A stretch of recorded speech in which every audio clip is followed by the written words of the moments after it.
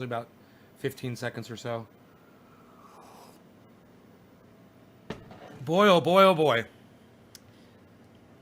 What a freaking day it's been today. And, yeah, I'm just plugging along. Just doing this thing, man. Hey, Amy. 3. Hey, Debbie. Hey, 4. Hey, Roger. There's 4 notifications. I love it. Those YouTube notifications. Now, I only got 4. I didn't get 6. Unless it's possible that they rang at the exact same time. Let me see that. Let me see. 2, 3, 4. Yep. I only got 4. See that? See, even when you subscribe for all notifications, you will not get all notifications. That is why you need to subscribe to all 6 of my YouTube channels. Because I only got 4. Yesterday I got 6, or this morning I got 6 notifications. This morning I only got 4. That means if you're only watching one of those channels, you may or may not get a notification. If you're following all 6, you're going to get one. So you should consider that. Yes, retweet my tweets. Yes, please, retweet them. Pro Dragon. Hey, Pro Dragon was the one that was actually retweeting. Thank you, Pro Dragon. Megsy, Nick, Cat, Nick Brown. My phone blows up when you go live. As it should. It should go crazy. So when you know your phone's going live, you know it's me. All right? You know it's my show. I think I got a brush out here, right? Or did I bring it back? Oh, I think I may have brought it back to the bathroom. Son of a gun. That might be all right. David C. Baker, Cat.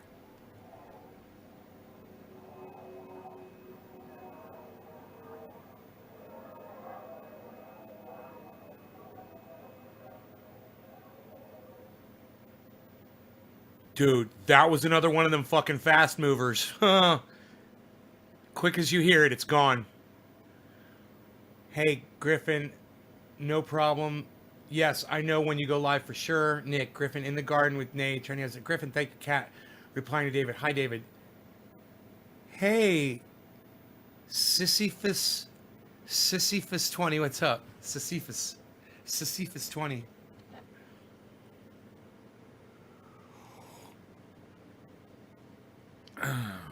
So, I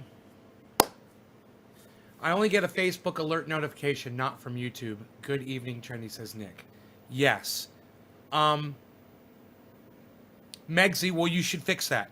It's the reason you're not getting the reason you're not getting a YouTube alert is because your phone's not set up for it. You need to set up for it. You're not just gonna get them automatically, Megsy. Okay? You have to go to YouTube. You have to subscribe to my channels. You have to click notifications and you have to click all. Then, Megsy, you have to go into your smartphone, go into settings, go into notifications on your smartphone, and turn your YouTube notifications on. You've got them turned off. That's why you're not getting them. Look, I know if you're subscribed to all 6 of those channels, you're going to get at least 4 of those notifications. I know you are. So, you know, the problem is definitely on your end. The problem is definitely in your phone. And you need to go into your notifications. Well, thank you. Yeah, I do know a little bit about tech. Go into your notifications and turn your notifications on your smartphone under YouTube. That's why you're not getting notified, Megsy. Guaranteed.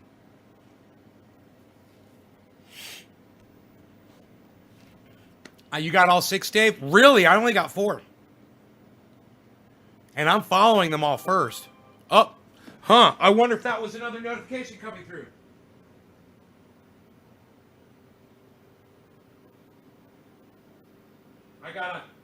I literally just got a text from that comedian guy that I follow on Twitter. A guy talks like this every once in a while. He talks like this. I can't think of his name, but he's so funny. I can't think of his name, but he's so fucking funny. He hates Donald Trump, man.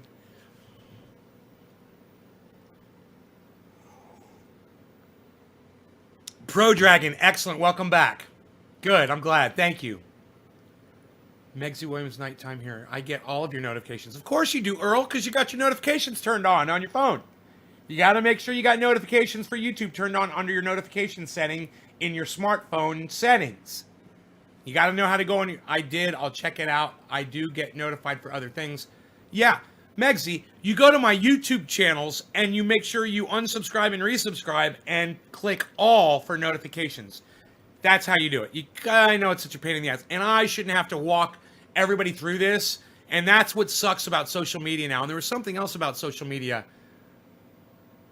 Do you realize that the older we get, the less time and the less characters social media is giving the younger generations? Do you guys realize that?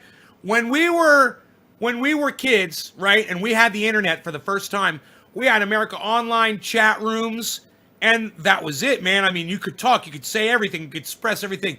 And then Facebook came, and then you could only have 5. Well, then it was that other one, MySpace, right? And you pretty much had unlimited amount of friends and everything, and you could expand your thing and you could talk. But then Facebook came, and you could only have 5,000 friends, but you could join groups. But you could only have 5,000 friends. And then Twitter came, and you could only say, 75 characters or whatever the fucking first, what was it, 74 characters or something? And then TikTok comes out, 7 seconds of video. Snapchat, 7 seconds of video. The kids are fine with that. I'm looking at some fucking cunt suck on Twitter saying, hey, everybody needs to come follow me on whatever cunt suck it is, TikTok. And, oh yeah, everybody needs to come over to TikTok and watch my short video uploads that I give for you. And I'm like, yeah, man, because your attention span has literally gotten down to fucking 7 seconds. That's where we're at. You got 7 seconds of attention. Boom. Next fucking flip. What are you guys, a bunch of fucking crackheads? You can't stay and chill for an hour and learn something? You got to see somebody dance. Oh, I got to see new dance moves. Oh, I got to see somebody else dance for 7 seconds. Oh, I got to see somebody else dance for 7 seconds. Oh, I got to see somebody else dance for 7 seconds. Really? Is that what TikTok is? I don't even know. I don't even know what fucking Snapchat is. All I know is it if anything that erases your shit or goes away is pointless. It's fucking pointless. It's like you guys don't want a trail of what you've said in the past. Oh, God forbid somebody fucking knows what you said about something last week because that opinion changed. You guys are fucking pussies. You're fucking pussies. Put a goddamn imprint on the goddamn internet. Stake your goddamn claim and quit being a bunch of fucking cunt pussies. Jesus fucking Christ. You're really that worried that somebody's going to be able to track your shit down? Oh, 7 seconds of video, and then here's 7 seconds of me saying something. Oh, and then it's going to go away. What is that? That's not how you make a legacy. That's not how you enrich people's lives over time and give them a catalog of information, an encyclopedia of your life? Are you fucking kidding me? You guys are a bunch of fucking weird motherfuckers today on the internet. TikTok and fucking, the goddamn whatever the fucking 7-second bullshit. It's like you don't even give yourselves any fucking self-worth. You think that that's all people are worth. 7 fucking seconds of your precious day. Doesn't even make sense. That's stupid. What can you get done in 7 seconds? You can't get anything done in 7 fucking seconds. What is that? Your daughter watches TikTok? Well, your daughter's a fucking idiot! Too harsh? I don't think so. I don't think so at all. I have every right to this opinion. And it's how I feel about these stupid competing social medias that are coming out, and they're shortening the time and space and fucking condensing it and compressing it down till it's nothing! They're turning you into ashes! You have no worth! Do you realize that? You're worth 7 seconds and poof, you're gone. Hey, Red, I'm doing good. How are you, buddy? My farts are longer than 7 seconds, says Enoch. Rogan's almost had a 7-second fart one day. I was really impressed. Dale says, thank you. You're welcome, Dale. No message gets across in 7 seconds. I never liked them anyways. I don't even know what it is. I'm sitting here bitching about TikTok and Snapchat. I don't even know what they are. I swear. I'm in no. It's kind of funny because I'm being very, very critical of the services that I don't know. I don't use them. I don't know anything about them. I remember years ago it was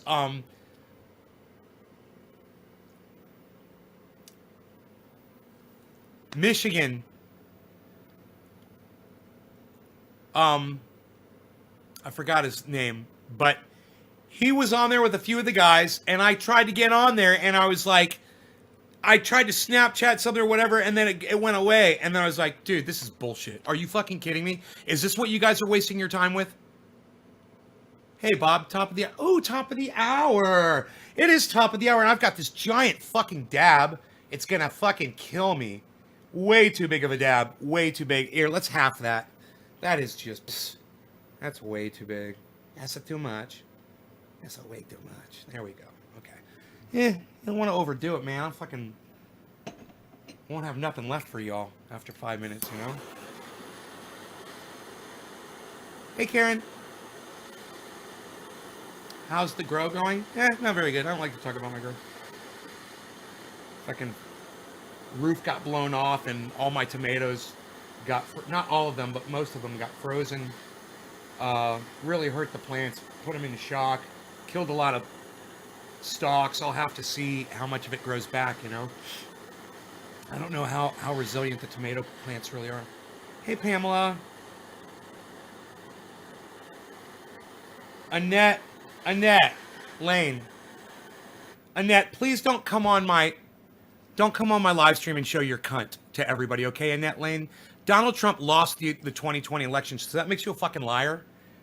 Okay, you can't say Trump 2020. You're a fucking liar now. He lost the election. Accept your loss and move the fuck on, okay, Annette, you stupid cunt. Oh, hi, Shelly. How are you? Cheers. Hey, Shelly, I think you do great in Parlor. I recommend you go there.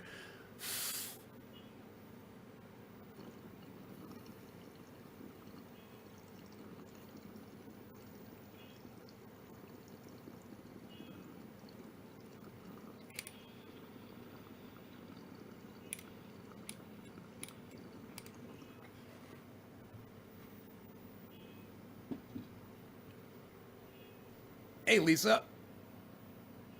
Rip MAGA 2020, right? Right, Sketchy? Agreed.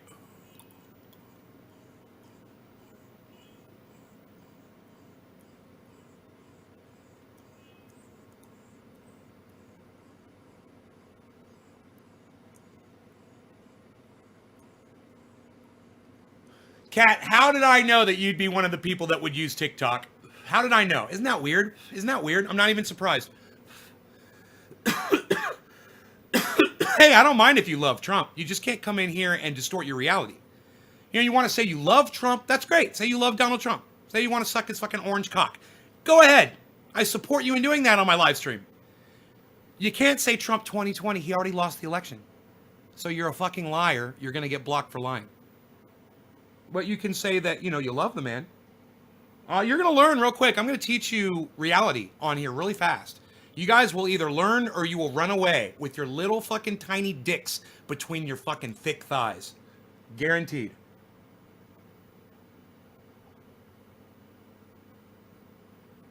Suicide? Troy, man, I'm sorry, buddy. It sucks. I'm so sorry, homie. That really sucks bad.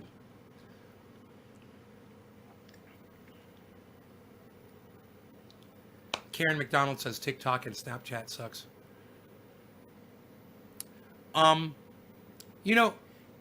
I fucking think that the way that Twitter limits us to 140 characters sucks too. It's not enough. It's bullshit. But that's all we're worth. That's our own self-worth. McDonald's and golf again, says Sketchy Peasant. Combs Brian, TikTok is retarded. Enoch 420. Brian Combs, didn't I block you from the live stream? You came in on another channel? We'll see how long you last. That's a good one, son. I'm going to steal that one. My grandson deleted TikTok, but I seen someone's post and posted it. Oh, you're not on. Good. I'm glad you're. Kat, you just saved your reputation with me. I'm so glad you're not on TikTok.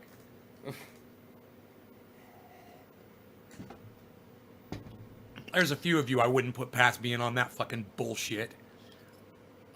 But you know, when there's so much on YouTube, there's so many things you can educate yourself on YouTube. I can find something about the universe. I can find something about bacteria. I can find something about foreign languages or archaeology or biology, or I can see some guy flying a jetpack, or I can watch, you know, I can see military footage, or I can watch gaming footage, or I can see wildlife, or I can see webcams, or my go-to, I didn't even mention, the only thing I do watch on YouTube almost religiously when it's on, live podcasting. And it doesn't really matter who it is. I love live podcasts. I love going in there. And, you know, sometimes if you wish I was live and you notice I'm not live, you guys might want to go get on YouTube and just kind of click around. And hopefully you followed all the people that I told you to follow, and you'll be able to find me. Who's live right now? Nay's probably in there, you know, just having a hoot, having a great time on somebody else's podcast.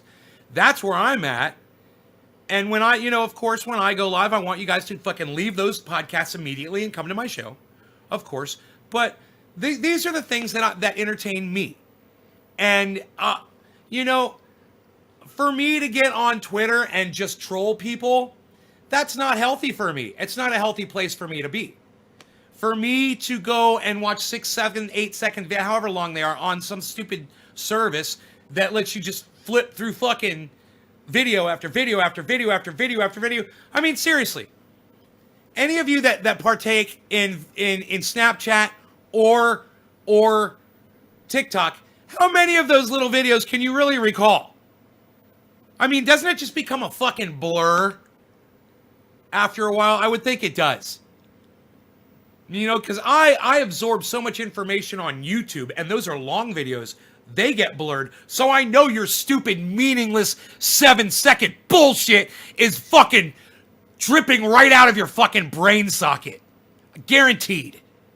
I mean, at least when you go on YouTube, man, this is it, guys. Are you ready? It's the word. You ready? Content. There's content. That used to fucking matter. You know, when somebody would bring something to the table and set it down in front of you and you could sink your teeth into it and walk away with some flavor. I don't care if it's a smile, if it's you got educated, now you know how to do something you didn't know how to do before, but you're gonna get it. You know you're gonna get it. That's content. That's what I get when I turn on Thunderfoot. That's what I get when I put on fucking Jimmy Dore or Ron Placone or Graham Elwood or Tim Black or Atheist Experience or Tim Pool or H.A. Goodman. I'm going to get fucking content. Hey, man, I'm not going to agree with H.A. Goodman's content, but I'm going to have fun. I'm going to laugh. I'm laughing, laugh. And I love that guy. And we're going to have a good time. And he loves me. And he's coming here on Thursday. And he's going to be here. Hey, look, it's 4:10. This time on Thursday, 7:10, I should say. This time on Thursday. All right? This fucking time on Thursday. I'm telling you, this time on Thursday, H.A. Goodman's going to be right here on this channel. Wherever you're watching this. It doesn't matter if you're catching this live on YouTube or live on Facebook or live on Twitch or live on Periscope or live on whatever your favorite streaming format is. Most likely, I'm going to be live there under the name Nay's Garden, and we're going to have H.A. Goodman, my nemesis, will be here for an interview. Don't miss it. You're going to love it. It's going to be so awesome. All right? And I'm going to, and the reason is I'm going to show you guys how when you disagree with somebody, point for point for point, all the way down the line on every single thing, you can still love them, you can still be their brother, you can still care about them, and you can still get along with them and have conversations with them. So come and check it out. You're not going to want to miss it.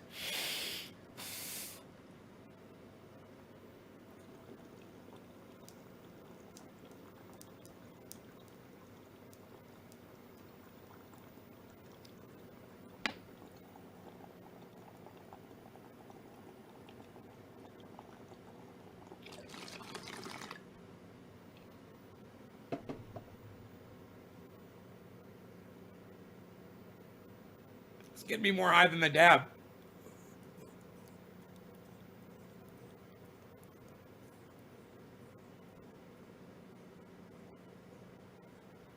My flower has got some power.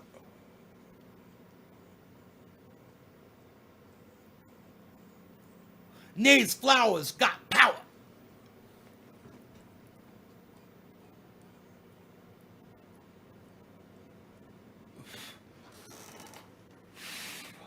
Woo!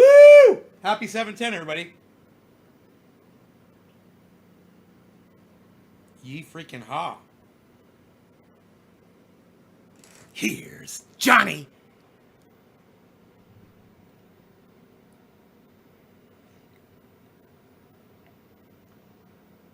I wonder how many takes they did on the "Here's Johnny" part. I wonder how many different things he said when he put his head through the door. That'd be so fun to find out.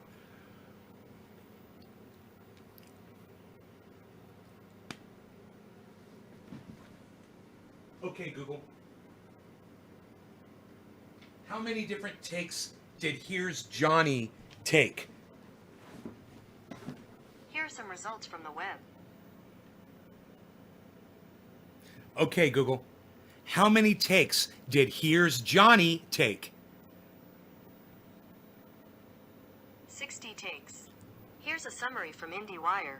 Kubrick took more than 60 takes of the scene where the camera simply slowly zooms in on Scatman Crothers.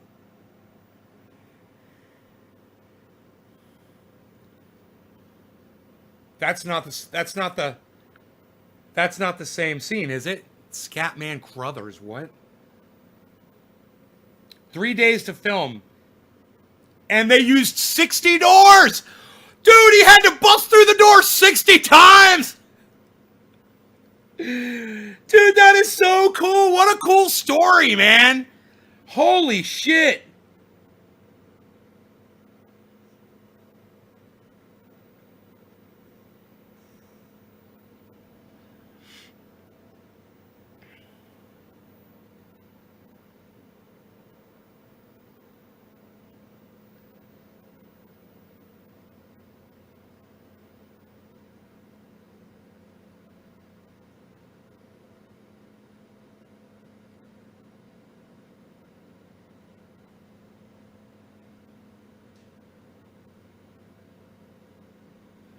Wow, dude, the kid in the movie, The Shining, was told that he was making a drama, was not involved in any of the horror scenes, didn't see any of it, didn't realize it. They didn't tell him that it was a horror movie. And this is amazing because Danny Lloyd was so young.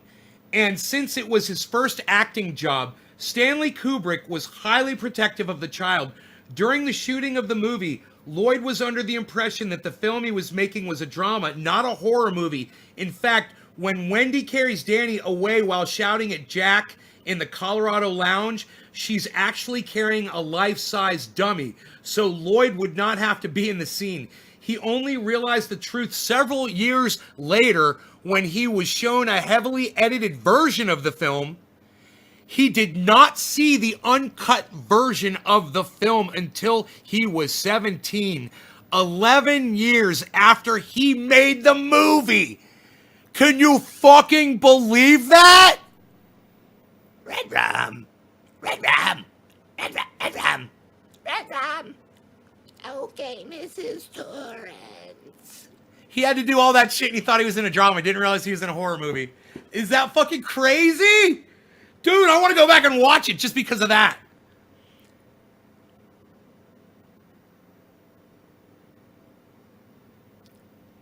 And the part where he's talking to his finger, that he made that, the kid came up with that during his audition. 60 doors in 3 days to do the "Here's Johnny" scene.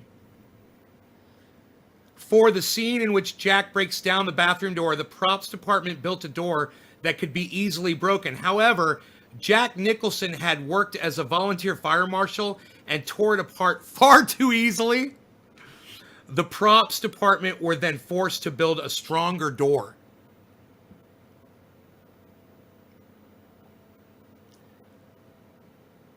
To get Jack Nicholson in the right agitated mood, he was fed only cheese sandwiches for 2 weeks, which he hates.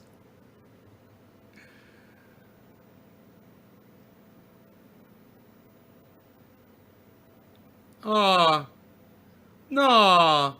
No, man. The actors and actresses in the movie have said that they've felt as if more credit was given to the director than the acting, the cast, and they feel like they were slighted.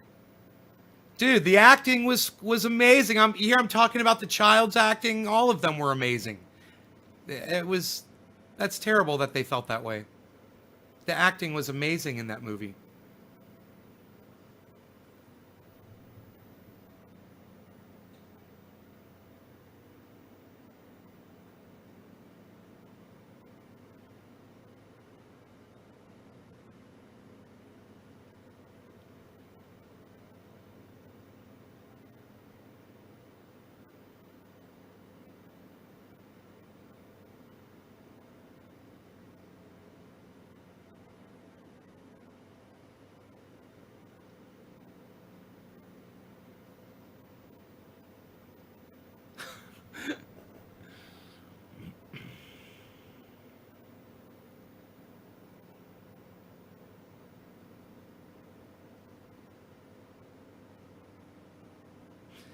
Jack Nicholson was exhausted. He would go straight to sleep after a day of shooting on the set. He was completely exhausted.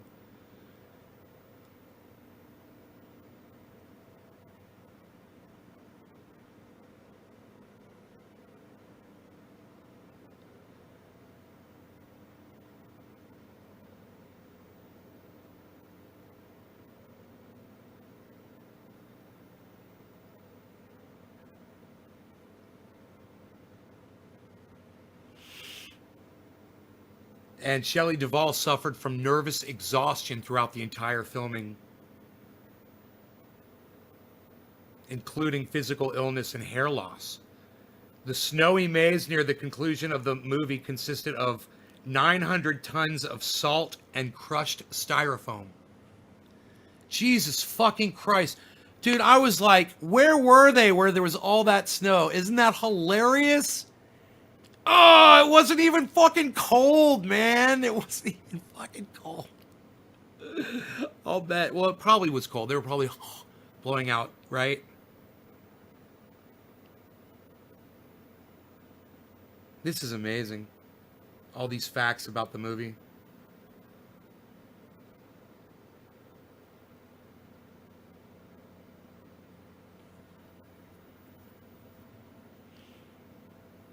So, as he lived in England, Stanley Kubrick was not at all familiar with the "Here's Johnny" line from The Tonight Show starring Johnny Carson that Jack Nicholson improvised.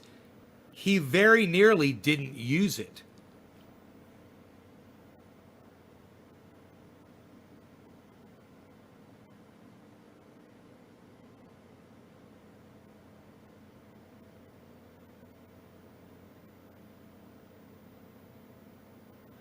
The room they filmed most of the movie in, the lobby of that hotel, took 700,000 watts of light per window to make it look like a snowy day outside. The lounge set caught fire. But fortunately, all the scenes had been completed. The set was rebuilt with a higher ceiling, and the same area was eventually used by Steven Spielberg as the snake-filled Well of the Soul's tomb in Raiders of the Lost Ark 1981. Dude, imagine that. You're in the exact same place in a movie, and you don't realize that in two movies, and you don't realize it's the same fucking room. It's totally different place. Isn't that awesome? Oh, I love it. Oh, God, I love shit like that, man.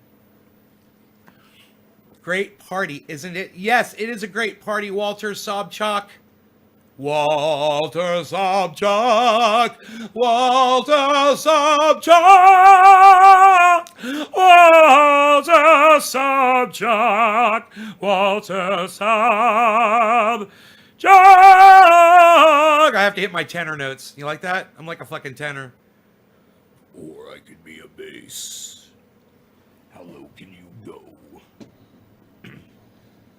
I have to sing very low.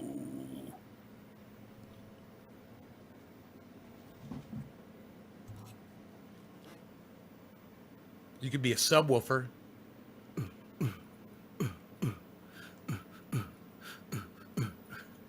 The old man said, "Great party, isn't it?" In the movie, I don't remember that line. What movie? What party? You talking about the movie I'm talking about? We're talking about The Shining?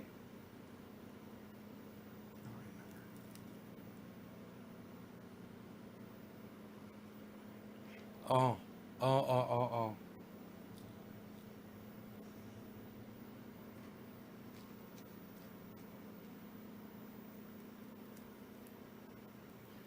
Zee-bop, boop, bop, ba-doo-da, ba-doo-doo-doo, boo-da, boop, ba-dee-da-doo-da, boo.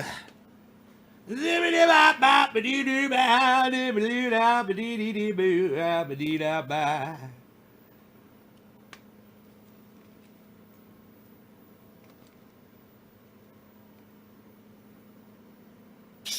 Nobody does those stems in the cannabis anymore, pal. Unreal. Get that out of there. What are you living in the '80s, pal? Nobody even smokes like that anymore.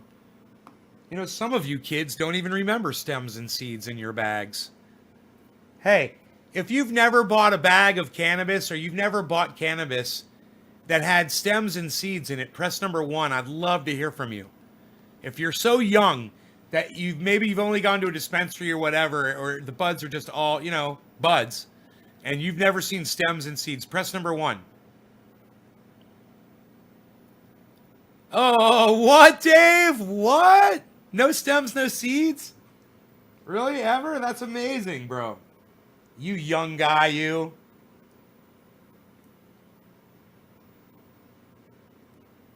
Let me tell you something.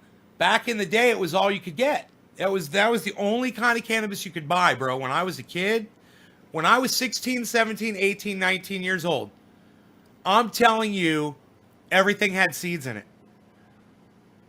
As I got older, the cannabis got better. And then you would get cannabis that didn't have seeds in it. But that was, when I got older. And as I got older, the buds got better. Somebody asked me, has cannabis changed much? That's one way it's changed, for sure.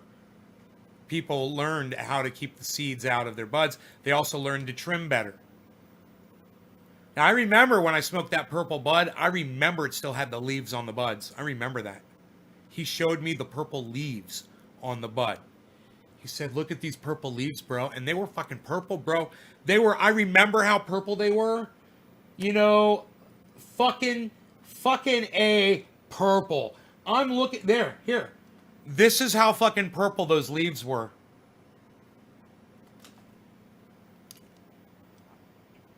That's how fucking purple, next to the screen lighter. That's how fucking purple. That's how purple the leaves were on that bright green bud. I remember. That shit made me hallucinate. That shit made me throw up. And that shit made me see fucking cows on paintings on the wall that were like fucking, like in the pasture, dude. It was like I was looking at them. It was like 3D. And they were like alive. It was like I was looking through a window out at a pasture of these cows. But I knew I was sitting in the bathroom. I had just thrown up, right? And I was sitting next to the toilet on the floor, and I was facing the wall. And there were these two pictures of, it's like a pasture. And I was watching these cows, and it was like I was looking out a window at them for a while. And he came up to the door and he said, hey bro, are you all right? And I go, yeah, man, I'm fucking hallucinating. He said, what do you see? I said, come in, bro. He opened the door to the bathroom. And I remember he leaned in and I go, dude, those cows are alive. And he goes, bro, come out here, man. That's hilarious. He's laughing. He's like, come out here, man. We're waiting for you. He's like, what, are you freaking out? I was like, I'm freaking out. And let me tell you something. Let me tell you what this was. I was in a band, and we were pretty fucking flashy for where we were, okay? We were a touring rock band, and we every few weeks or months or so, we would go play this little dive bar in I want to say St. Cloud or Kissimmee. I think pretty much St. Cloud, Florida. And when you go down this road, you know, you get off the main highway, which is, you know, like 192 or something out there. And you go down this road, and it goes over railroad tracks, and then it's like you go over, stop at a light in this little town area, then you keep going, and then it kind of opens up, and then it's rural, and then you go for a mile or two, and then there's like a kind of a sweeping turn, and on the left, there was a bar, and it sat on this giant lot, all by itself, in this little tiny bar, and it was called the Oak Rail Lounge. And we used to fucking play there because my bass player and my guitarist in my band, they lived right down the street from that bar, and they used to go there. So they booked it there. They knew the owners and shit. Well, we would come in that bar, and they treated us like fucking gold when we came in that bar. They loved us. They loved the guitar player and bass player, and the rest of the band was all grandfathered. And we'd come in there, and we'd do our sets, and you know, we were pretty professional. We'd do our thing. I'd sit down at a table. The singer's wife would be there. I'd be sitting with the singer. I'd get a drink. I would always order a Long Island iced tea. I would sit there. I would slam those, go back up on stage, and there was this girl, this blonde-haired girl, and she was beautiful, and I had my eye on her, but I didn't think she was going to be interested in me, you know, because that little thing wasn't there or whatever. And you know, one of the times we played there, there was a guy, a blonde-haired guy, and he came in, and he was friends with her, and I figured it was his girlfriend. You know, and I didn't know, so I didn't push the issue or anything. But on one of the breaks, he came over, and he's like, bro, you rock. I'm like, thanks. He's like, you smoke, bro? And I'm like, fuck yeah, I do. He's like, hey man, after the show, you want to come by my place and try some fucking badass shit I got? And I'm like, yeah, definitely, bro. Yeah, man, for sure. Because listen, it's a long drive home. It's a long, lonely drive home from that fucking bar, you know? And you've been fucking sitting there rocking for 4 hours. And, you know, it's nice to have a little after party because everybody's left the fucking bar, you know? And this guy's like, yeah, man, come over. I got some girls coming. They're going to meet up with us, blah, blah, blah. I'm like, okay. This guy was a heavy equipment operator. He drove bulldozers for a living. I got back to his place, and it's a little bit fuzzy. But he got that girl to come back to the house with us. And when we got there, I swear, the way I remember it, he was encouraging her to hang out with me. He kept like talking me up. He was like, bro, I'm saying he was just saying bullshit. He was like, you were the show, bro. I'm like, we couldn't take our eyes off you, man. You got your whole band up there. He's like, and you're not even singing. He's like, and you just, you hold the stage. You hold our attention. And he was speaking like it's like him and these two girls. And he was like acting like he was speaking for the women. And he was like throwing the women at me. I mean, they really weren't interested. You know, you could tell. But, you know, this girl, she kind of took a liking to me. And she came over, she sat with me, and we started talking, and we kind of got friendly with each other. And then he's like, all right, bro. He's like, check out my buds. I'm like, right on.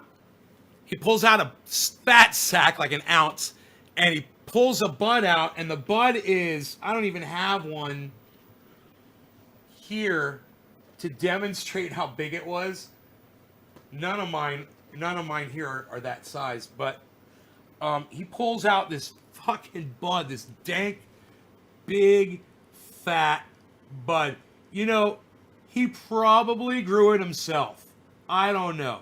But he pulls out this fucking bud, and it is, I'm telling you, it's fucking this big. It's that big around, right? It's dank. It's all nutty.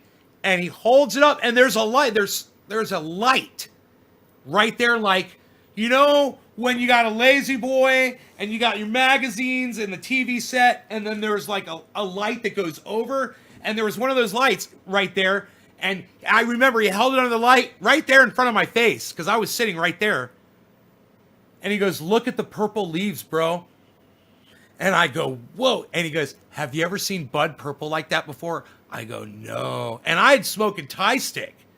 And I had never seen anything like this before. And I'm like, no. He's like, wait, he's smoking. And he pulls out a bong. And he gives me a bong rip.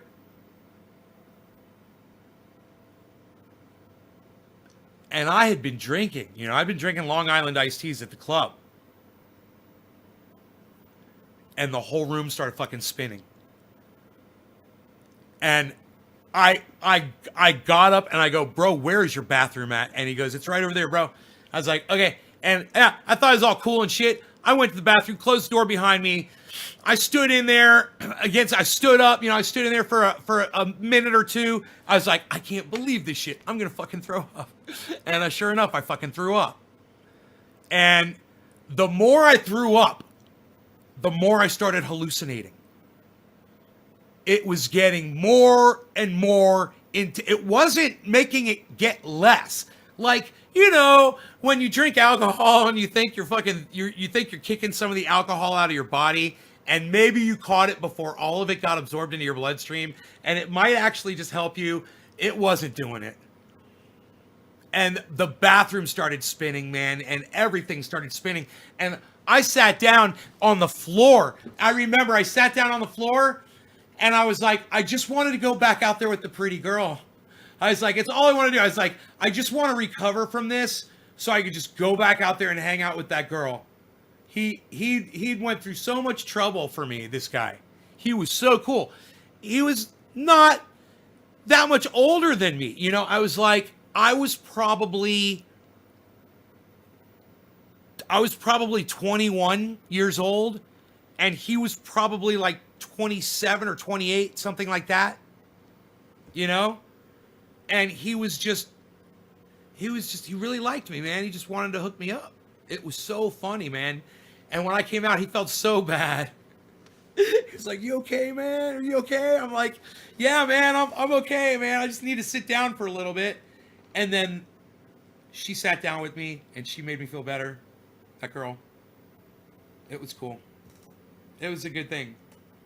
It was a hell of a memory. And I remember almost all of it, except I want to say the guy's name was Greg.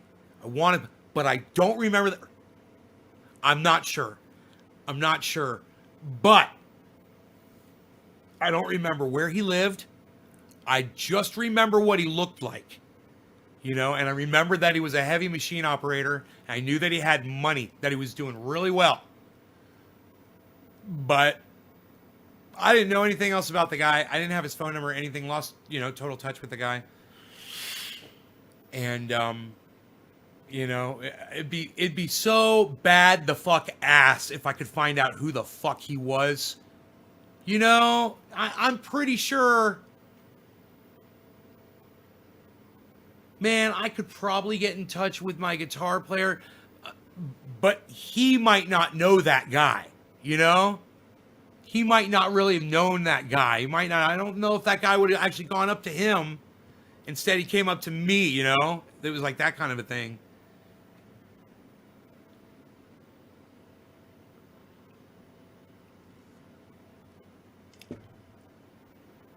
Yeah. And, you know, people are like, hey, man, have you ever thrown up from cannabis?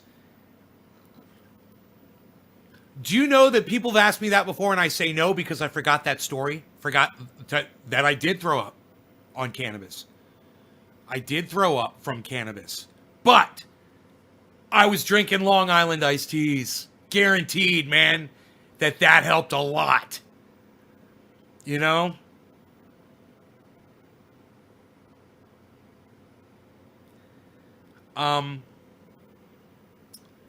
And who knows what the fuck else we did at that guy's house. I might not remember. But I was just a kid, man, you know?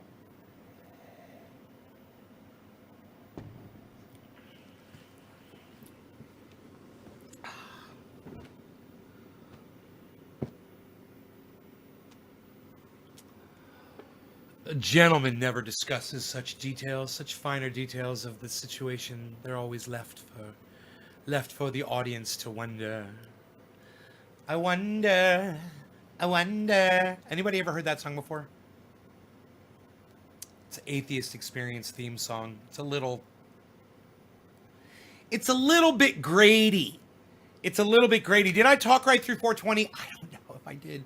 Much love and respect. Gene. Thank you, Gene Geyer. I really appreciate you, honey. Thank you so much.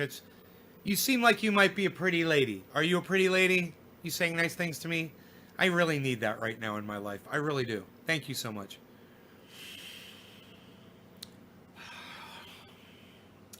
Mitchell Ariz. I've greened out before and an empty stomach don't exactly mix.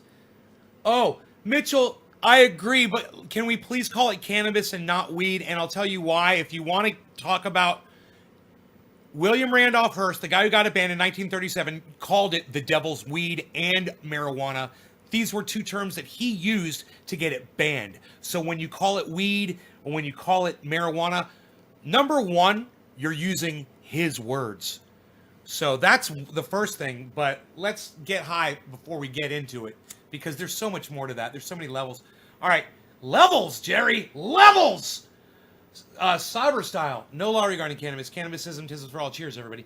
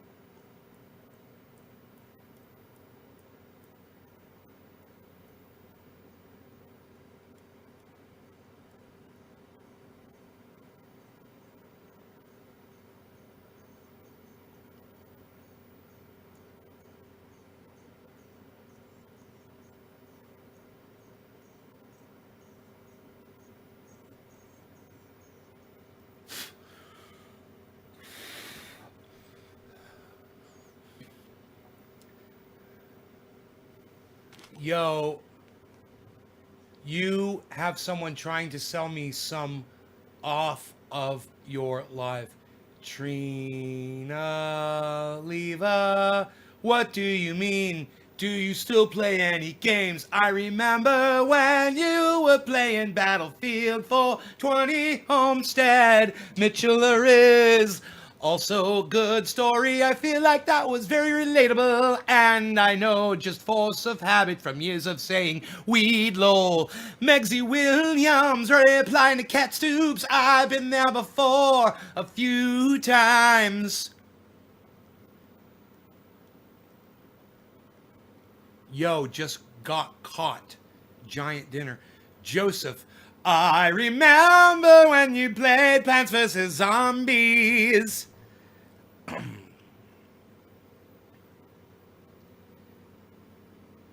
And then the music died. For alas, there was no more chat to feed his inner soul. The lyrics were no longer there.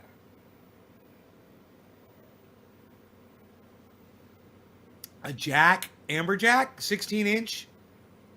What kind of was this? A jack, amberjack? Is that what they're called?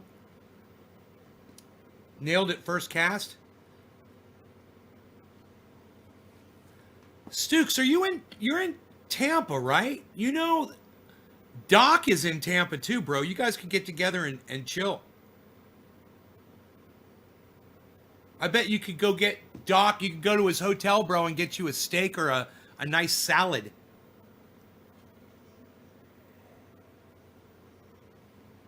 All the consoles except, how far away is that from Tampa? Oh, are you down on the East Coast, bro? Down like near Miami and shit? Or are you up near Tampa? Hour north of Slowski. Okay, so you're on the East Coast, right?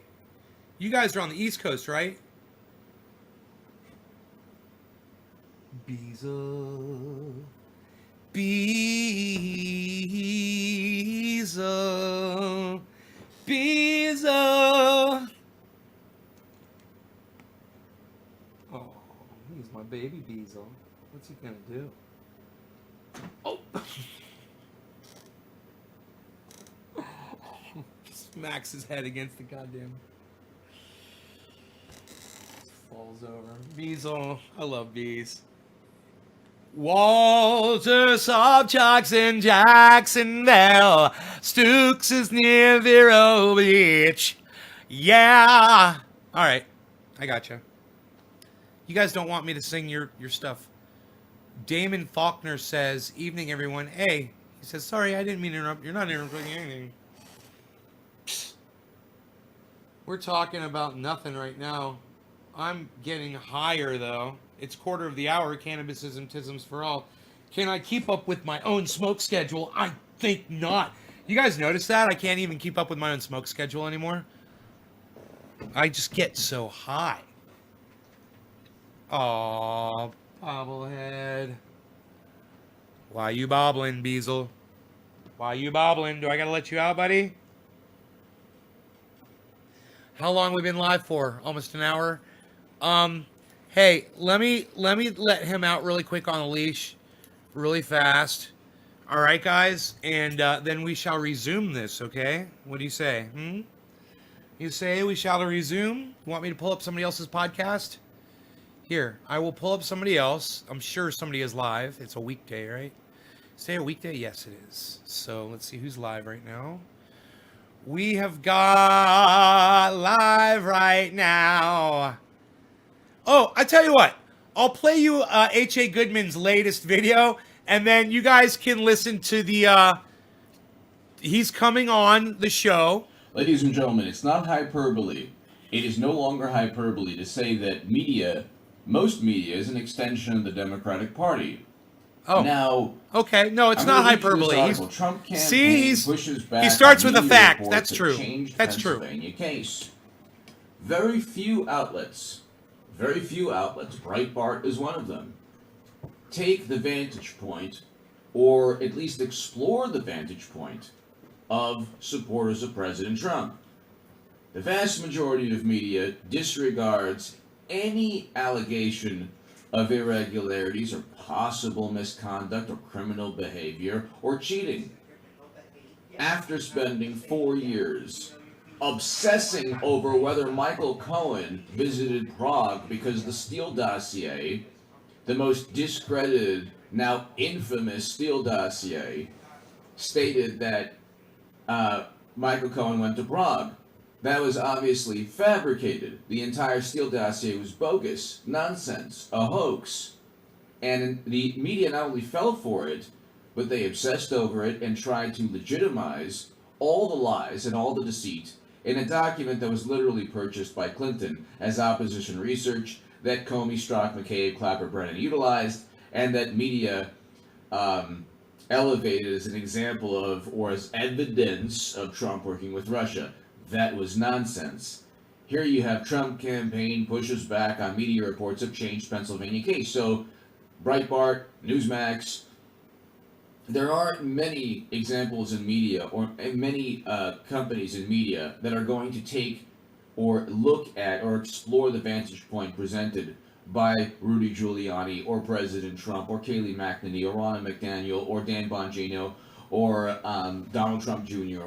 or 73 million Americans who voted for President Trump and who were extremely happy on election night when he was crushing Biden. Trump campaign pushes back on media reports of changed Pennsylvania case. The Washington Post, once again in the past 3 weeks, reported 2 stories that were false. One was that the whistleblower Richard Hopkins retracted his claims. This is categorically false. Richard Hopkins, in his own words, stated he did not retract any claims, and yet they still kept the headline. So the Nicholas Sandmann settlement, when they lost that didn't force them to change their ways. They still kept the headline. Now they're saying that, well, President Trump's key legal claim has been disregarded. They're now retreating, and they're not going to continue with certain claims. Rudy Giuliani has stated that it's 100% false. Get this channel to 200,000 subs. Tell all your friends about this channel. Hit subscribe right now. Subscribe to the newsletter on hagoodman.com. You can read my writing there in the Hill, the Huffington Post, Salon, the Jerusalem Post, the Roanoke Times, a whole bunch of places.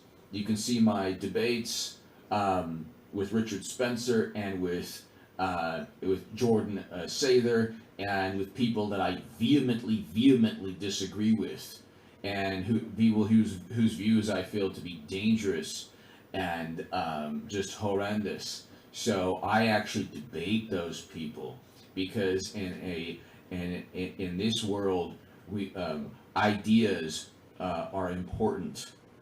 It's not just public relations. So definitely hit subscribe to this channel. Get it to 200,000 subs. Go to my website, hagoodman.com, and subscribe to the newsletter right now. But you can see the Trump campaign pushed back Sunday night against reports by the Washington Post and others that it had dropped a major part of its case challenging the election results in Pennsylvania. The Post's John Swain and Elise Viebeck reported that the Trump campaign was abandoning the claim that election authorities invalidated over 600,000 votes by barring Trump election observers from watching the count.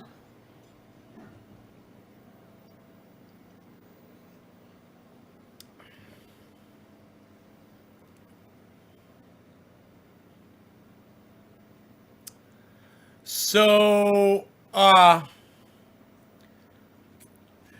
didn't hear it because I was out with the dog most of it, but his case is starting to fall apart.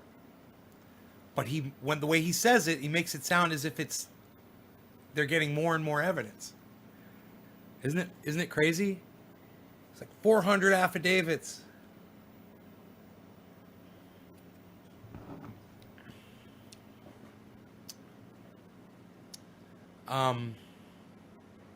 I kind of want to listen to what else he has to say about it. That left a much smaller part of the case, namely that Democratic-run counties allowed voters to cure problems with their mail-in ballots, while Republican counties following rules laid down by state legislatures did not. But Trump campaign legal advisor Janet Ellis, who appeared on Breitbart News Sunday on Sirius XM Patriot 125, shortly after the Post story came out, disputed its claims. Joel Pollak, note to Washington Post, Janet Ellis of the Trump campaign says this report is inaccurate. Fake news. She told Breitbart News Sunday that the authors appear to have missed paragraphs 142 and 150. Jason Miller, they also missed paragraph 4. Washington Post just making stuff up today. Joel Pollak, note to Washington Post. Okay, so Rudy Giuliani. Do not use a certain law firm. They are WAPO activists and falsely wrote that we changed our case in Pennsylvania. They didn't read 420 paragraphs Newfoundland. No 132 law to regarding 150 cannabis. to Cannabis repeat all is the for all. Cyrus allegations. Style. Cheers, everybody. So they Thank didn't you for read being paragraphs patient with me. 132 to 150, which repeat all the allegations of the 680,777 mail-in votes, which are deliberately concealed from inspectors. Rudy Giuliani. The only thing that would have surprised me is if Philly didn't cheat on a big scale in the 2020 election. It would have been the first time they missed such an opportunity. Wake up to reality. Then you have Tim Murtaugh. The story is completely erroneous. So the Washington Post says Trump campaign scraps major part of its lawsuit challenging Pennsylvania election results. And then Tim Murtaugh, the story is completely erroneous. Our lawsuit in Pennsylvania absolutely still makes an issue of the 682,479 mail-in absentee ballots that were counted in secret. To write that we had scrapped that argument requires not reading the amended complaint. Politico published a Republicans similar were there story, watching. triggering a similar response. Republicans were there watching. Now, He doesn't want to talk about that. Again. So then Giuliani said, "I imagine this guy has a reading deficit." So this is a journalist in Politico. He didn't read paragraphs 132 to 150 of the amended complaint. All right, so this is just okay. What's the purpose of this? The purpose is the following: look, the Daily Beast wrote an unethical, inaccurate hit piece on me. I could have sued the Daily Beast. I decided not to, just because I was the biggest Bernie Sanders booster on the internet, according to the Huffington Post. The unofficial scribe of Sanders' most hardcore voters, according to the Washington Post. And at that time, I was on the left, and I wanted the Daily Beast to help support support Bernie Sanders. I wanted people to support Bernie Sanders at that time.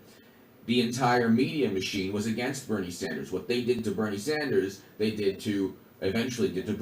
were doing at the same time, and eventually worse to President Trump. They tried out every dirty tactic, every nasty, disgusting public relations spin against Bernie Sanders first. And what took place was the left is okay with that. So Bernie Sanders was cheated. I know that a lot of people are tired of me bringing him up, but it's very relevant. All 73 million Trump supporters should like either write a song or some kind of the fact that Bernie Sanders was cheated in 2016 and Debbie Wasserman Schultz was forced to resign in disgrace, that should be front and center in the minds of every Trump supporter. I voted for President Trump. I've been supporting President Trump for 2 years. I understand, the vantage point from a bird's eye view. It's not, the media didn't just go after President Trump. They went after Bernie Sanders because he was too far to the left of what they like. But there's actually a great many things that Bernie 2016 and President Trump agree with, or that I thought Bernie Sanders agreed with. President Trump is really the only anti-war president we've had in recent memory. He's reversed U.S. foreign policy, so much so that people are now on the left bragging and boasting that they deceived the president. Media and foreign policy officials have said, "Oh yeah, we deceived the president. There are actually more soldiers in Syria than he thinks." He ordered the removal of Americans from that region. He ordered the removal of Americans from Iraq. He ended the war in Afghanistan. He paved the way for removal in Iraq, and he ended the war in Afghanistan and began the removal of our presence in those regions. That's why the Lincoln Project doesn't want President Trump, has been working against President Trump. But I wrote in the Federalist, read the article on my website, why Bernie Sanders supporters should vote or would vote for President Trump. The reason, ladies and gentlemen, that I harp on this is because the media is a public relations machine. It's generally a public relations machine that promotes one vantage point. Now, before Bernie Sanders just accepted the fact he was cheated, and before he basically in a gutless and cowardly way went along with the Russian hacking and the Russia hoax that was perpetuated by a Steele dossier, by a meeting, a discussion with Alexander Downer and George Papadopoulos, where Papadopoulos was set up and framed, high to moderate confidence assessments so beautiful. from the ODNI report that actually comes with He's a warranty beautiful disclaimers, as does the baby. DHS report. And He's when a John Brennan stated, beautiful when John Brennan stated that I don't do evidence, I do intelligence, he was making an admission. He admitted that intelligence is not evidence.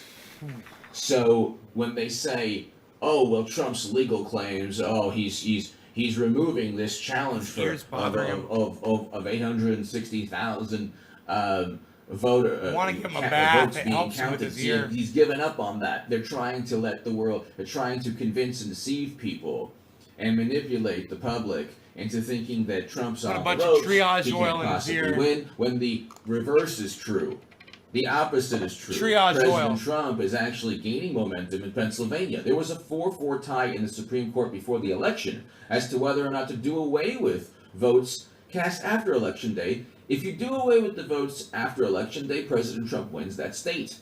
Because guess what?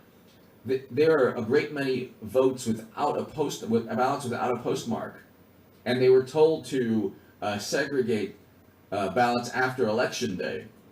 So we have no idea if they segregated the ballots, and furthermore, President Trump was up by around close to 700,000 votes, or up 650,000 votes, and they miraculously came back. And almost certainly a good percentage of those votes were votes received after Election Day. So you have a situation, and President Trump is barely losing in Pennsylvania, barely losing in Georgia, and in Pennsylvania, where did the votes come from? We have two whistleblowers in Pennsylvania that say that postal carriers were told to backdate ballots, and those are sworn affidavits. We have 400 sworn affidavits signed under penalty of perjury. One rebuttal is, well, they didn't count the votes received after Election Day. Well, how on earth do you know that? They didn't segregate the ballots. So how on earth can you make that claim? Almost certainly votes were counted after the votes were counted the votes that were counted that helped Biden were votes that came after Election Day. That's how they made up the 600,000 vote deficit. And then Biden was on his way to losing that state because of the fracking comments. So none of it makes sense politically. None of it makes sense in terms of a statistical or numbers viewpoint. These are all statistical anomalies that make no sense when it comes to early voting. Early voting in Georgia showed Republicans up. So where'd the votes come from? According to TargetSmart, early voting according to TargetSmart showed Republicans up in Georgia, in Arizona, in Texas. So where'd the votes come from for Democrats to come back? Republicans gained what? It might be up to like around 12 House seats now. 12 House seats. They're within less than 10 to take back, around 10 to take back the Senate. I would take that back the House. And Man, it's almost as if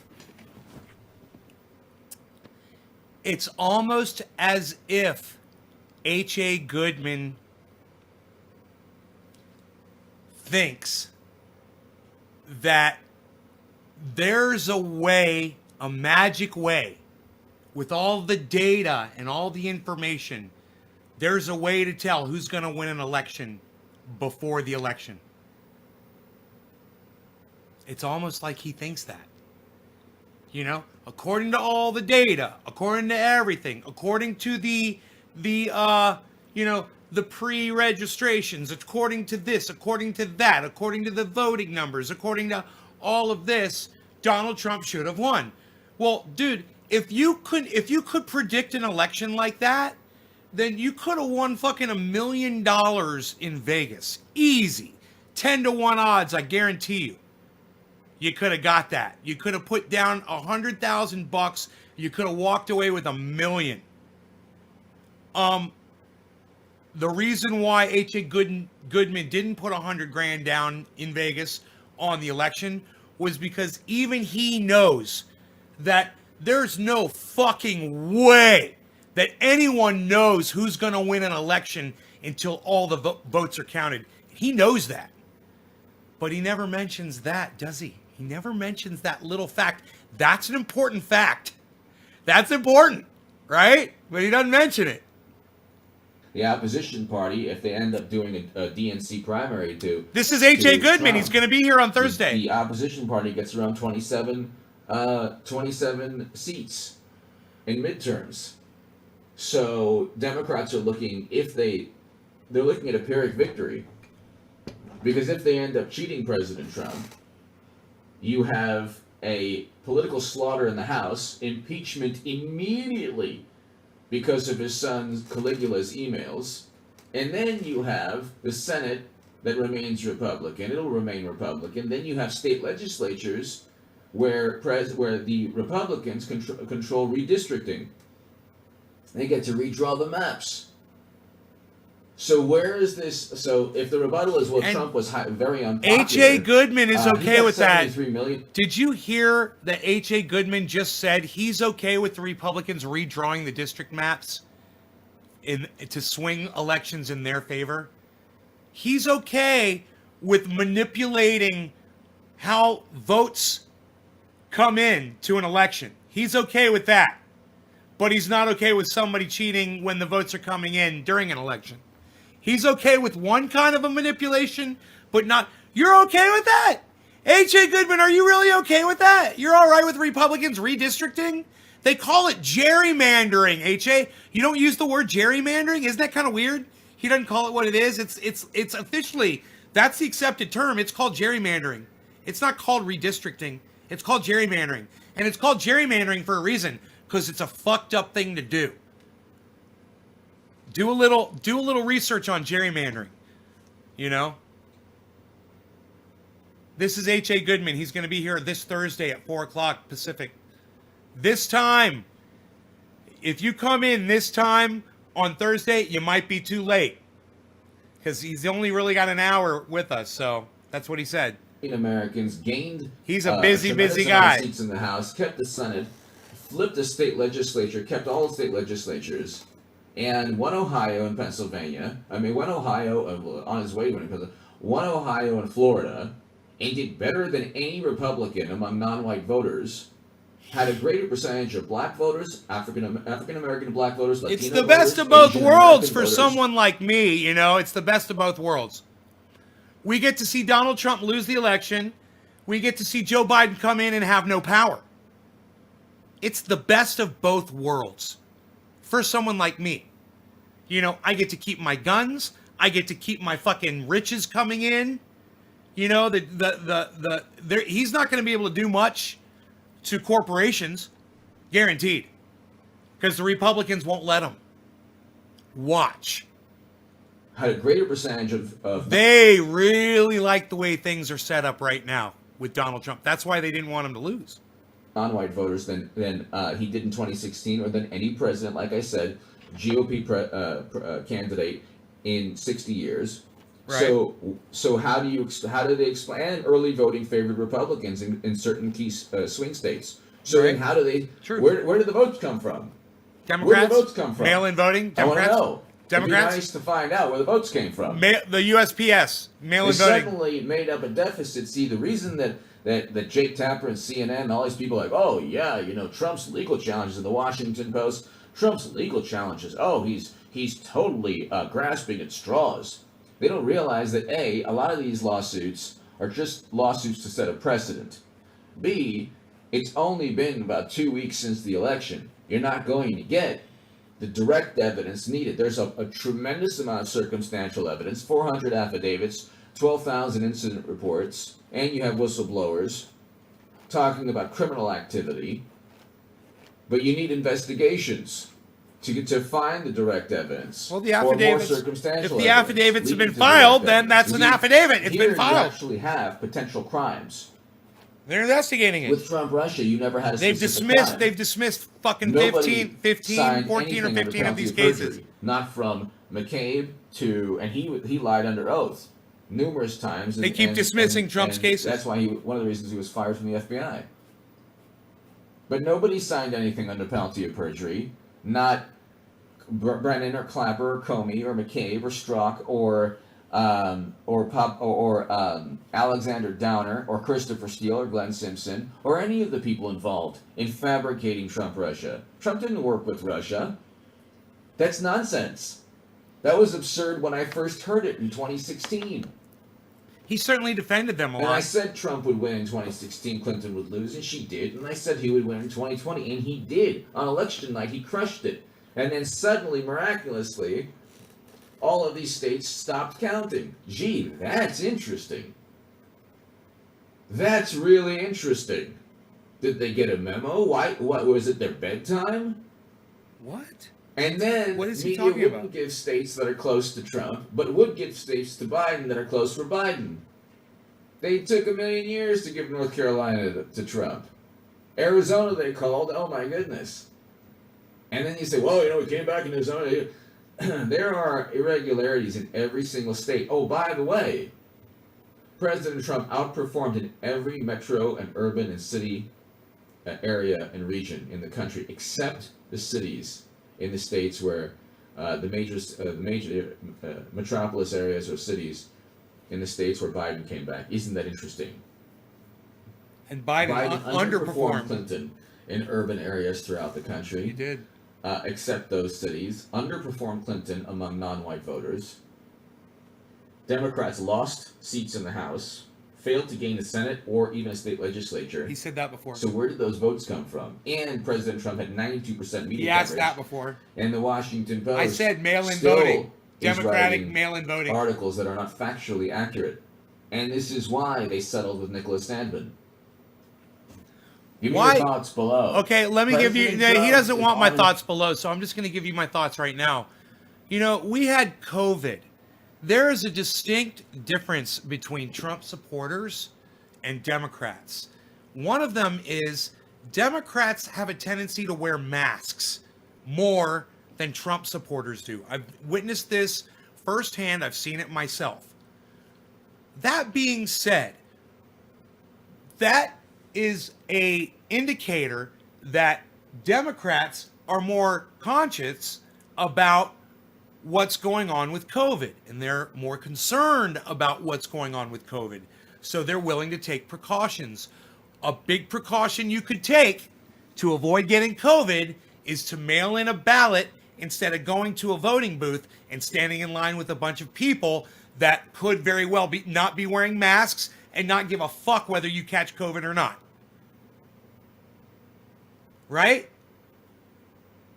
That answers his question. He doesn't want to look at the fact that we had COVID, that people didn't want to go. Democrats weren't willing to go risk their lives to go pull a lever, but they were definitely willing to drop something in the mail, and they did.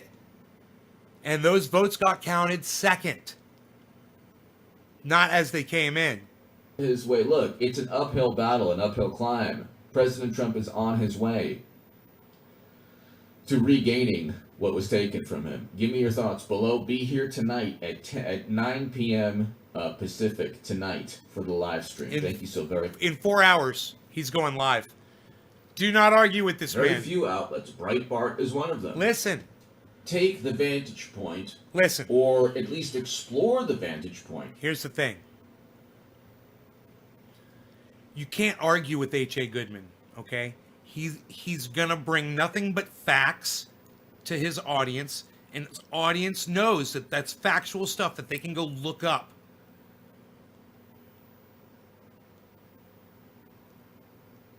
The gun prices before COVID were beautiful. I should have got a goddamn AR, man. Fuck. Anyhow,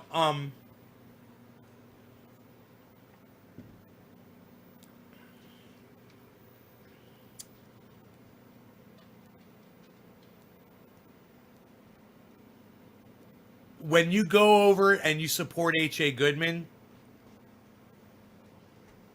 listen to what he says, because almost everything he says is factual, except for Trump won the election. He does say that. He says it all the time. He says, I predicted Trump won the election, so I was right. Trump won the election on election night. That's what he says, on election night. He says, but they kept counting votes. Then I explain, COVID. But no, he doesn't take that, I guess, as a... But anyway, it's COVID, it's COVID, it's COVID, it's COVID. Of supporters of President Trump. The vast majority of media disregards any allegation of irregularities or possible misconduct or criminal behavior. Right, and I'm going to explain that too. Yes, H.A. Goodman is factually correct. Again, the media ignores all of these things that would help Donald Trump because Donald Trump just spent the last 4 years attacking the media. Now you want their help, H.A. Goodman? Well, you're not going to get it. That's what happens when you're rude and you're evil and you're mean and you're racist and you're disgusting and you're despicable, and then you want the same people that you've been lying about and saying horrible things about and threatening them with legislation and locking up the press, and putting them in little fucking corrals and getting your fucking entire rally, your audience mad at them and saying horrible fucking awful things. Oh, now you want their help. Oh, now I need your... Oh, guys, yo, media, I need your help with this election. Will you help? No. And that's why, H.A. Goodman, why don't you know this? Don't you know this, H.A. Goodman? Maybe he should watch this episode that I'm doing right now. Or cheating. After spending 4 years obsessing over whether Michael Cohen visited Prague because the Steele dossier, the most discredited, now infamous Steele dossier, right, stated that Michael Cohen went to Prague. That Right. was obviously fabricated. Right. The entire Steele dossier was bogus, Right. nonsense, Right. a hoax. Correct. And the media not only fell for it, They did. but they obsessed over it and tried to legitimize all the lies and all the deceit in a document that was literally purchased by Clinton as opposition research that Comey, Strzok, McCabe, Clapper, Brennan utilized. True. And that media Facts. He's giving you facts. elevated as an example This is of H.A. was Goodman. evidence He of speaks Trump the working with truth Russia. most That of the was time. Nonsense. Here you have Trump campaign pushes back on media reports of changed Pennsylvania case. So Breitbart, Newsmax, there are many examples in media and many companies in media that are going to take or look at or explore the vantage point presented by Rudy Giuliani or President Trump or... Right. So, look at the title of this video. We're literally talking about Newsmax, which is all Newsmax is a media station that tries to figure out ways to agree with everything that Donald Trump says is true. Even though they're lies, and everyone knows that Trump lies, Newsmax is there to try to prove all of his lies true. They should be called Proving Donald Trump's Lies True Network or something like that. Kayleigh McEnany or Ronna McDaniel or Dan Bongino. All right-wing, toe the line of Donald Trump. Whatever, the people he just mentioned, these are all right-wingers who blindly say whatever Donald Trump says. They don't just go after the facts and go at it from there, which you could do like Ben Shapiro does, No. More like Candace Owens, just completely blindly follows Trump. It's fucking psychotic. Or Donald Trump Jr. Oh, yeah. His son. Yeah, great. Donald Trump Jr. If you have a positive opinion of Donald Trump Jr., press number 1. If you have a negative opinion of Donald Trump Jr., press number 2. I'm kind of curious. Let's do a poll. How many people like Donald Trump Jr.? How many people don't like Donald Trump Jr.? 1 if you like him, 2 if you don't. Stooks hit 2. Dave C. hit 2. Damon Faulkner hit 2. Well, he's using him as a reference for his daddy. or 73 million Americans who voted for President Trump. True. Now, I'm sure it was, 72 point whatever the fuck. I did the math earlier today. I'm sure he's probably over exaggerating the number. If I know H.A. Goodman, he's over exaggerating the number. Okay, Google. Total number of Americans who voted for Donald Trump in 2020. Here's a result from the web.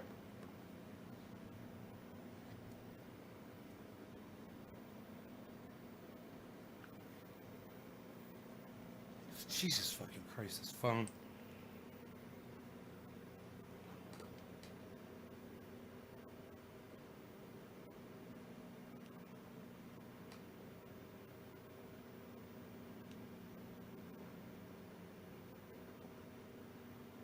I don't know.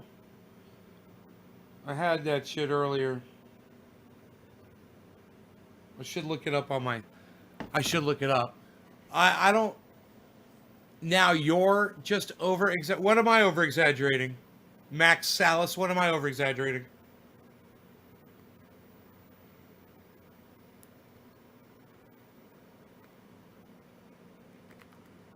What exactly am I over exaggerating?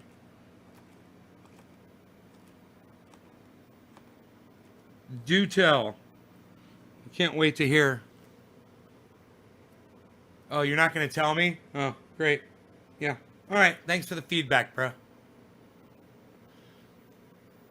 Agree to disagree?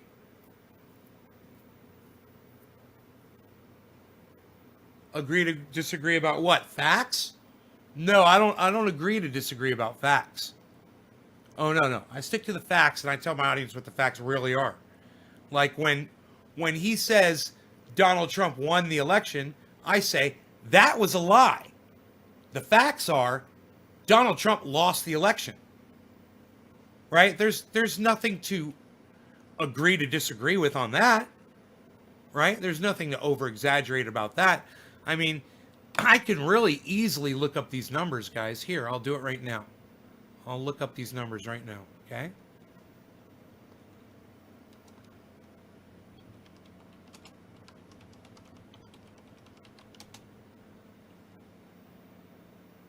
Okay. Let's see what we come up with here.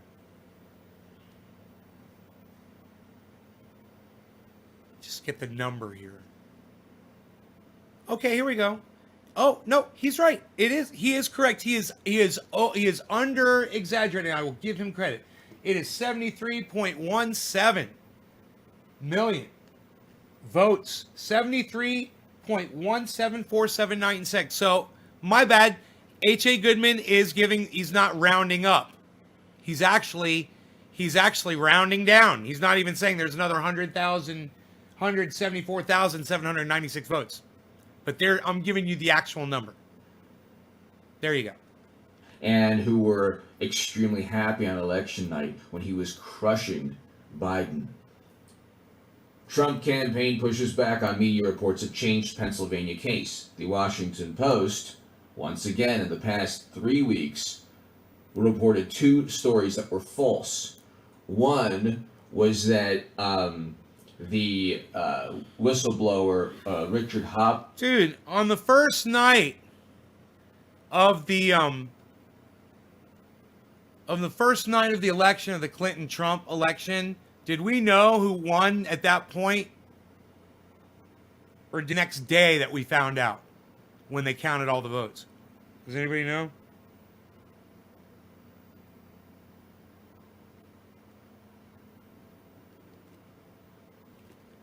I mean, when did they stop counting votes for the 2020, for the 2016 election? You know?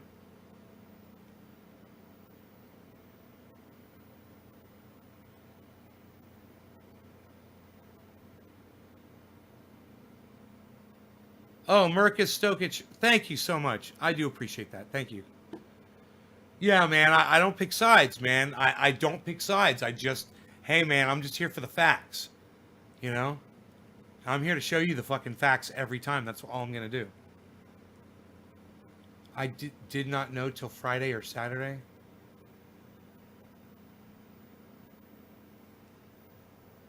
What? Um.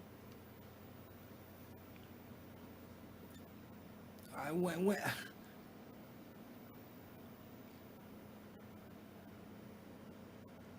would Google know that? Okay, Google.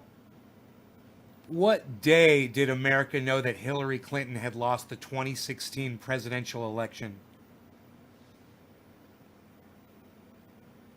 I found these results. 12 days?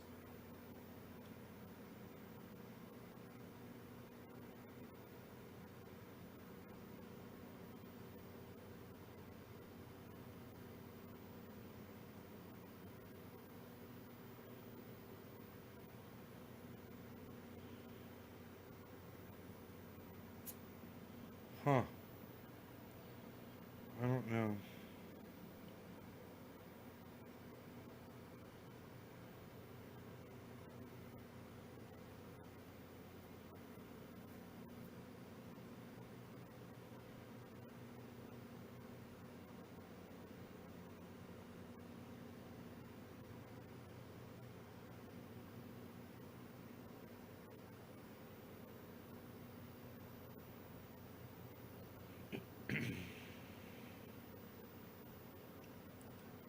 She got 65.8 million votes and he got 62.9 million votes.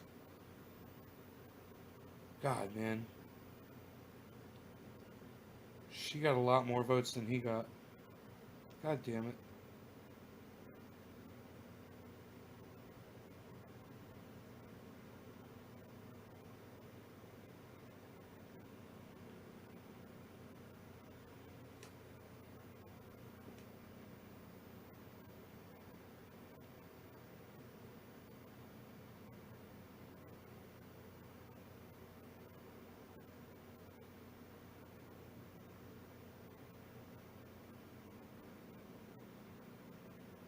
She got 2.87 million more votes than Trump did.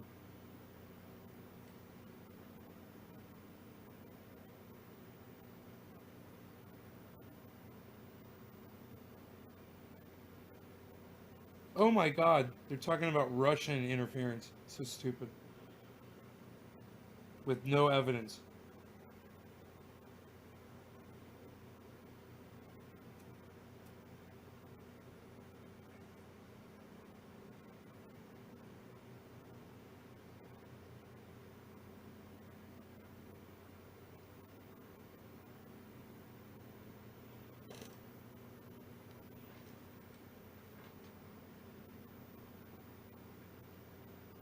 On the eve of the vote,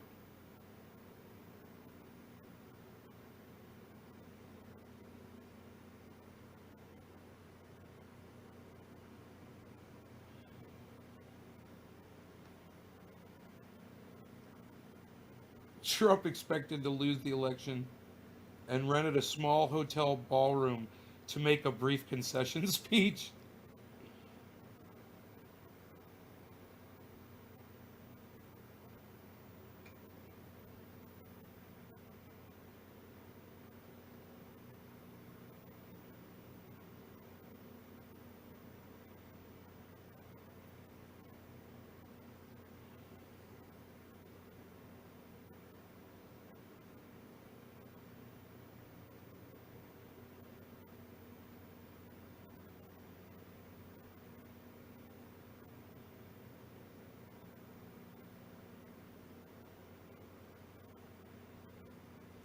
By late Tuesday night,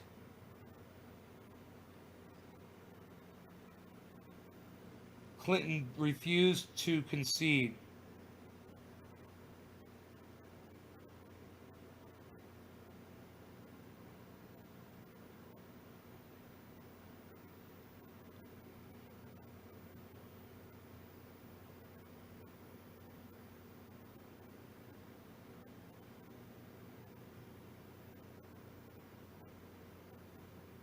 She called early Wednesday morning to concede defeat.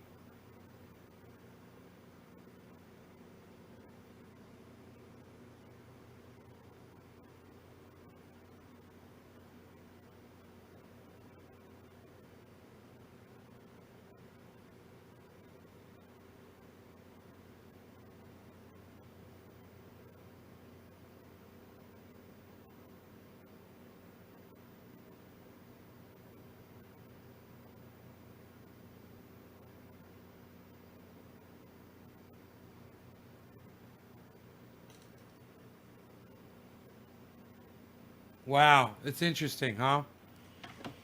History.